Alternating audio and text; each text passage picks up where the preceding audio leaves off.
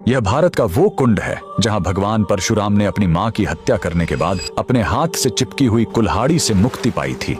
यह कहानी है महान ऋषि जमदग्नि और उनकी पत्नी पतिव्रता रेणुका की। कहते हैं रेणुका हर दिन नदी से कच्चे घड़े में पानी लाती थी और उनके सतीत्व के बल से वह घड़ा टूटता नहीं था। उनके 5 पुत्र थे जिनमें सबसे छोटे थे विष्णु अवतार परशुराम। एक दिन रेणुका ने नदी में कुछ गंधर्वों स्वर्ग के संगीतकार को जल क्रीड़ा करते देखा। उन्हें देखकर एक पल के लिए उनका मन मोह में पड़ गया और उसी क्षण उनके सतीत्व का बल टूटा और कच्चा घड़ा टूट गया। जब वो आश्रम लौटी तो ऋषि जमदग्नि ने अपने योग्य बल से जान लिया कि उनका मन भटक गया था। वो इतने क्रोधित हुए कि उन्होंने अपने पुत्रों को आज्ञा दी, अपनी मां का वध कर दो। जब चारों बड़े भाइयों ने मना कर दिया तो क्रोधित पिता ने उन्हें तुरंत पत्थर बन जाने का श्राप दे दिया। इसके बाद परशुराम ने पिता की आज्ञा को अपना धर्म समझा। उन्होंने भारी मन से अपनी कुल्हाड़ी उठाई और अपनी ही मां का सिर धड़ से अलग कर दिया। उनकी आज्ञाकारिता से प्रसन्न होकर जमदग्नि ने वरदान मांगने को कहा। परशुराम ने तुरंत अपनी मां को फिर से जीवित करने और साथ ही पत्थर बन चुके अपने चारों भाइयों को भी मुक्त करने का वर मांग लिया। सब फिर से जीवित हो गए, मानो कुछ हुआ ही ना हो। लेकिन कहानी यहीं खत्म नहीं हुई। मात्र हत्या का पाप उस कुल्हाड़ी पर एक दाग की तरह चिपक गया और वो उनके हाथ से अलग ही नहीं हो रही थी। उस पाप से मुक्ति पाने के लिए वह दर दर भटकते रहे, लेकिन कोई भी तीर्थ उस कुल्हाड़ी को छुड़ा नहीं सका। अंत में वह पहुंचे पूर्वी हिमालय की लोहित नदी के किनारे और जैसे ही उन्होंने इस कुंड के जल को छुआ, चमत्कार हुआ। कुल्हाड़ी अपने आप उनके हाथ से छूट गई। यही पवित्र स्थान आज अरुणाचल प्रदेश में परशुराम कुंड के नाम से जाना जाता है। आज भी हर साल मकर संक्रांति पर हजारों श्रद्धालु यहाँ इस विश्वास के साथ डुबकी लगाने आते हैं कि यह कुंड उनके सारे पापों को धो डालता है, ठीक वैसे ही जैसे इसने स्वयं भगवान परशुराम को पाप मुक्त किया था। भगवान परशुराम को दिल से मानने वाले सभी भक्त कमेंट्स में जय परशुराम जरूर लिखें।